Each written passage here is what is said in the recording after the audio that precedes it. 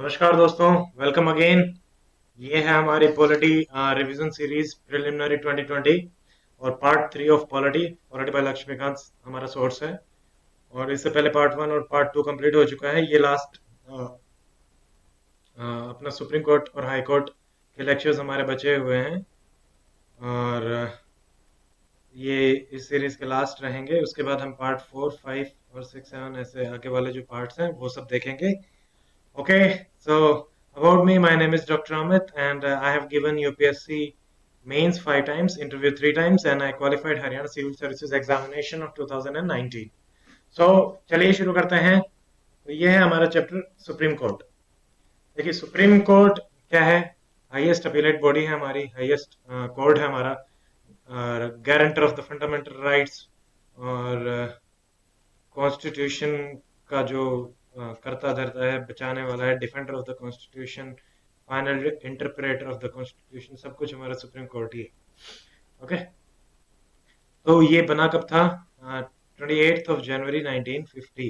तो 2 दिन बाद 26 जनवरी 1950 जब हमने कॉन्स्टिट्यूशन हमारा अडोप्ट किया था, मतलब फाइनली।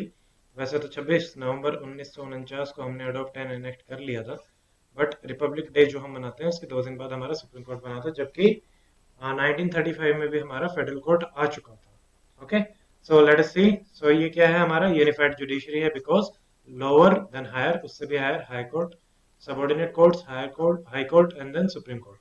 तो ये हमारी हायरार्की रहती है, सारे ऊपर की तरफ जाते हैं। इंटरप्रिटेशन फाइनली जो ऊपर रहता है हायरार्की में उसी का ही वैलिड रहेगा, इसीलिए हमारी यूनिफाइड जुडिशरी है। एक ही कॉन्स्टिट्यूशन को हम फॉलो करते हैं, ना कि multiple constitution such as in United States of America. Then हमारा फेडरल कोर्ट बना था 1935 में, जो कि सुप्रीम कोर्ट बना 1950 में। ऑर्गेनाइजेशन क्या है? 31 जजेस and supreme court amendment act 2008 उसके बाद ये करे गए हैं, उससे पहले कम होते थे जजेस की। अब देख लेते हैं हम अपॉइंटमेंट कैसे होती है, एंड फिर रिमूवल का क्या है, क्वालिफिकेशन, ओथ, टेन्योर, सब कुछ देखेंगे। सो जजेस की अपॉइंटमेंट, देखिए अपॉइंटमेंट बाय प्रेसिडेंट, और 4 जज का कॉलेजियम होता है हमारे पास। एनजेएसी हमारा एबॉलिश कर दिया गया। फिर फर्स्ट जज, सेकंड जज, थर्ड जज केस से इन्होंने इंडिपेंडेंस ऑफ जुडिशरी को एस्टेब्लिश करना चाहा। ठीक है, कि जुडिशरी ही अपॉइंट करेगी, और यहीं से कॉलेजियम सिस्टम आया। तो सवाल ये भी आ सकता है कि कॉलेजियम सिस्टम क्या है? Collegium is a group of जजेस जो डिसाइड करते हैं कि आगे अपॉइंटमेंट किस जज की होनी है on the basis of merits and seniority etcetera. फिर हमारा जो सीजीआई होता है वो कन्वेंशनली होता है सीनियर मोस्ट जज of the supreme court, but हमेशा ऐसा हो जरूरी नहीं है। क्वालिफिकेशंस क्या है भाई? जज के लिए सुप्रीम कोर्ट के सिटीजन होना चाहिए, हाई कोर्ट के जज हो 5 साल, और 10 साल आप एडवोकेट रह चुके हो हाई कोर्ट के। ए इज एडवोकेट, और ये हाई कोर्ट जज, एडवोकेट इन हाई कोर्ट, और डिस्टिंग्विश्ड जूरिस्ट हो in the eyes of collegium or whoever is appointing you.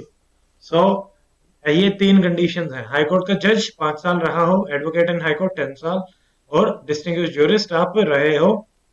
तो ये 3 कंडीशन है। ये हाई कोर्ट में ये वाली कंडीशन नहीं आती, डिफरेंट हो जाती है, डिस्टिंग्विश ज्यूरिस्ट वाले नहीं होती। ओथ किसके बिफोर लगते हैं? प्रेसिडेंट।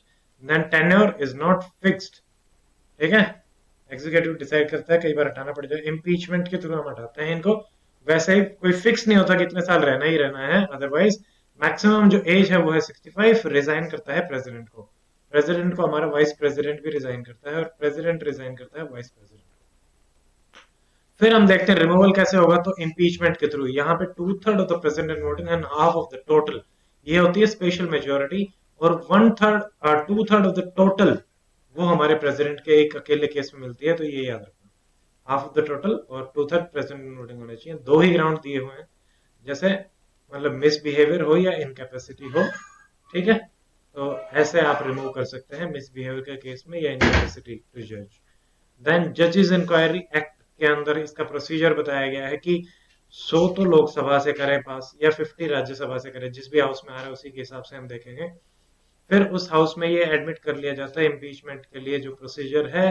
देन आप 3 मेंबर कमेटी बनाओगे, जिसमें chief justice of supreme court and जजेस ऑफ सुप्रीम कोर्ट होते हैं, एंड इनमें से तो एक होगा ही होगा, chief justice of supreme court and जजेस of supreme court and chief justice of high court भी होंगे और एक ज्यूरिस्ट होगा। अगर गिल्टी पाया जाता है तो रेजोल्यूशन को आगे बढ़ा दिया जाएगा। फिर हमारी सैलरीज जो है वो कंसोलिडेटेड फंड ऑफ इंडिया से आती है, जो हमने देखी थी, चार्ज्ड ऑन CFI। फिर आपके दो तीन तरीके के और चीफ जस्टिस हो सकते हैं, या एक्टिंग चीफ जस्टिस, जो एक्टिंग कर रहा है अभी, एक्चुअल में चीफ जस्टिस नहीं है, तो इसको प्रेसिडेंट अपॉइंट करता है and he should be a जज ऑफ सुप्रीम कोर्ट। फिर एडहॉक जजेस लगाए जाते हैं, आपका काम ज्यादा बढ़ गया, एडहॉक लगा दिए, तो इनको कौन अपॉइंट करता है? CJI। ये ध्यान रखना, यहाँ प्रेसिडेंट नहीं है, CJI अपॉइंट करेगा। देन जजेस of high court after consulting chief justice of that high court. आप कोई भी हाई कोर्ट का जज है उसको लगा सकते हैं एडहॉक जज in the supreme court, but आप उस हाई कोर्ट के चीफ जस्टिस से कंसल्ट करेंगे और प्रेसिडेंट का प्रीवियस कंसेंट चाहिए, अपॉइंट CJI करेगा। रिटायर्ड जजेस को अपॉइंट भी CJI करेगा। तो यहाँ पे दो जगह हैं जहाँ पे एडहॉक और रिटायर्ड में CJI आ रहा है, कंसेंट चाहिए दोनों जगह ही। सीट ऑफ सुप्रीम कोर्ट क्या होता है कि अभी जैसे हमारी न्यू दिल्ली है सीट ऑफ सुप्रीम कोर्ट, अगर इसको बढ़ाना है, दो चार जगह करना है, तो ये हमारे हो जाएंगे seat of supreme Court. So Delhi में है। CJI can appoint other places as seat of supreme Court with the approval of president, ये याद रखना। प्रोसीजर, अगर नॉर्मल कोई केस है तो उसको 3 जज बेंच देखता है, जबकि आर्टिकल 143 के अंदर कोई आया है तो 5 जज बेंच। 143 क्या है? एडवाइजरी, जो कि प्रेसिडेंट मांगता है, तो वो 143 हमने ट्रिक करी थी, याद रखा था, previously we have seen it.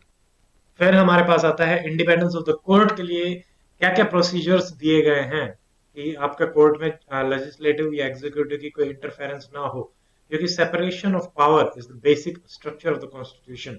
So independence के लिए, क्योंकि he is the guarantor of fundamental right, guardian of the constitution, ठीक है, सिक्योरिटी ऑफ ऑफिस देना जरूरी है। ये सवाल आ चुका है यूपीएससी में, direct guardian of the constitution, supreme court, president, prime minister, तो supreme court is answer. Security of office दी हुई है, ठीक है, एंड प्लेजर ऑफ प्रेसिडेंट पे ये नहीं है। कंसोलिडेटेड फंड ऑफ इंडिया से इसके चार्जेस किए जाते हैं। इसके कंडक्ट को आप डिस्कस नहीं कर सकते पार्लियामेंट में भी या उससे बाहर ही, एक्सेप्ट जब उसके इम्पीचमेंट का प्रोसीजर चल रहा हो। रिटायरमेंट के बाद प्रैक्टिस पे भी बैन है, तो इससे भी कॉन्फ्लिक्ट ऑफ इंटरेस्ट नहीं आता। कंटेम्प्ट ऑफ कोर्ट की सुविधा दी गई है, स्टाफ ज्यूरिसडिक्शन का ट्रेल नहीं किया जा सकता, स्टाफ कोर्ट खुद लगाता है, ज्यूरिसडिक्शन को नहीं हटा सकते। और सेपरेशन ऑफ पावर जो हमारा बेसिक स्ट्रक्चर ऑफ कॉन्स्टिट्यूशन है वही है।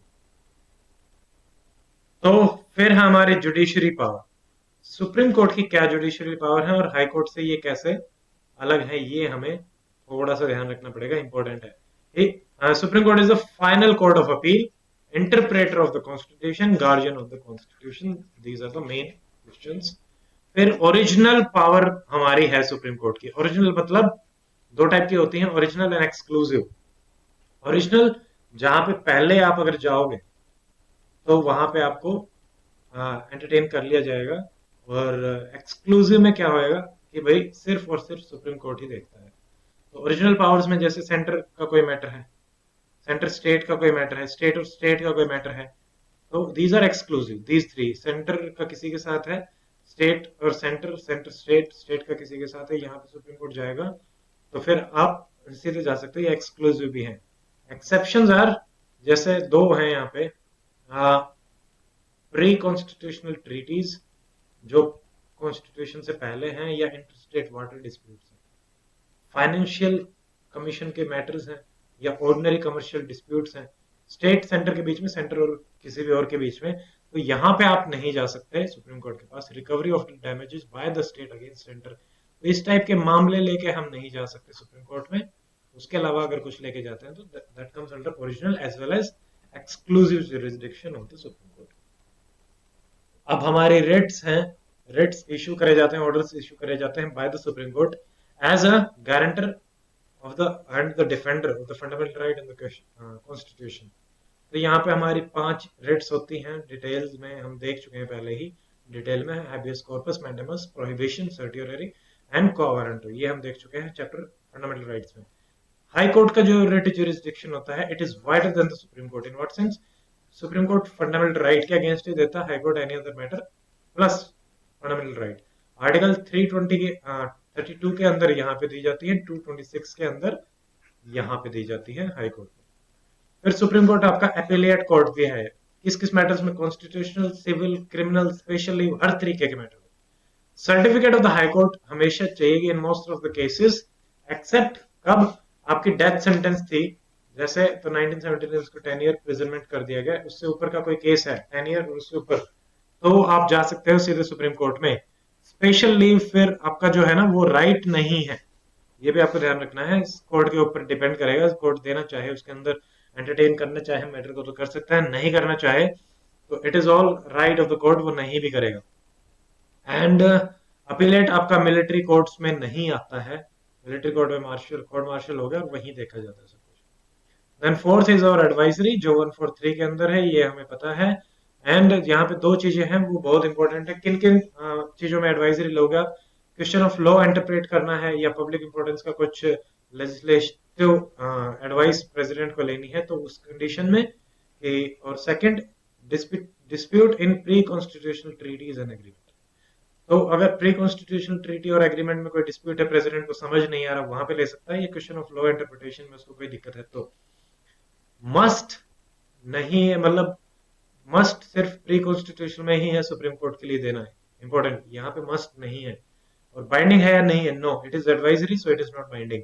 और इसको हम कंसल्टेटिव ज्यूरिसडिक्शन भी बोलते हैं क्योंकि we are consulting Supreme Court. फिर हमारा ये कोर्ट ऑफ रिकॉर्ड है, मतलब सारे जजमेंट रिकॉर्डेड करी जाती हैं, प्लस इसमें एक चीज आती है contempt of court, so contempt of court plus recorded judgments, ये आएगा आपका कोर्ट ऑफ रिकॉर्ड के अंदर। देन हमारा जुडिशियल रिव्यू की पावर होती है, बेसिकली बेसिक फीचर का आप, ये भी बेसिक फीचर है और बेसिक फीचर का आप अमेंड भी नहीं कर सकते, और इसमें लेजिस्लेटिव हो या एग्जीक्यूटिव हो दोनों ही ऑर्डर के अगेंस्ट आप जुडिशियल रिव्यू करा सकते हैं। और प्रोसीजर एस्टेब्लिश बाय लॉ से हम मेनका गांधी केस में गए थे, ड्यू प्रोसेस ऑफ लॉ, जो कि reasonability and suitability of the law पे भी कंसंट्रेशन एंड फोकस रखेगी, ये हम डिटेल में पहले ही देख चुके हैं फंडामेंटल राइट्स में। देन जुडिशियल सुप्रीमेसी है, यस ऑब्वियसली है। कॉन्स्टिट्यूशनल सुप्रीमेसी है, यस है। पार्लियामेंट्री सुप्रीमेसी है, यस है, बट नॉट एब्सोल्यूट, जैसा कि ब्रिटेन में होता है उतनी पार्लियामेंट्री सुप्रीमेसी नहीं है, बिकॉज ऑफ जुडिशियल रिव्यू। फिर इलेक्शन ऑफ जो प्रेसिडेंट और वाइस प्रेसिडेंट के जो डिस्प्यूट्स होंगे वो डायरेक्टली सुप्रीम कोर्ट की इंक्वायरी में आते हैं, यूपीएससी वगैरह वाले भी सुप्रीम कोर्ट के थ्रू ही जाते हैं, एंड इन मैटर्स में जो भी सुप्रीम कोर्ट डिसाइड करेगा, एडवाइस देगा, वो बाइंडिंग होती है। फिर हमारा कुछ टर्म्स होती हैं, advocate, senior advocate, advocate on record and others, ये इतनी इंपॉर्टेंट नहीं है, आप देखना चाहो तो अपनी बुक से directly you can check it out. फिर यूएसए फेडरल कोर्ट से कैसे कंपेयर करेंगे हम, यूएसए फेडरल कोर्ट में नेवल, मैरिटाइम, एम्बेसडर केसेस, सारे तरीके के केसेस आते हैं। अपीलेट ज्यूरिसडिक्शन इसका किस किस में रहता है, कॉन्स्टिट्यूशनल केसेस ओनली, जबकि इंडिया में क्रिमिनल, सिविल और एनी अदर केस भी रहेंगे। यहाँ पे स्पेशल लीव पिटीशन नहीं है, एडवाइजरी ज्यूरिसडिक्शन नहीं है, due process of law already ही फॉलो किया जाता है, power is limited to the constitution, enlarge नहीं कर सकते, डबल जुडिशियल सिस्टम है जो कि स्टेट्स में होता है, एंड देन फेडरल आपका वहां पे होता है, सेंटर पे भी इनका होता है। So this is it, chapter on Supreme Court. Next we will see chapter on the high court and subordinate court, हम दोनों इकट्ठे ही लेंगे। And so that is it for today. If you like this lecture, please share and subscribe the channel, and stay fit, stay healthy. Till then, see you in the next lecture. Goodbye. Jai Hind.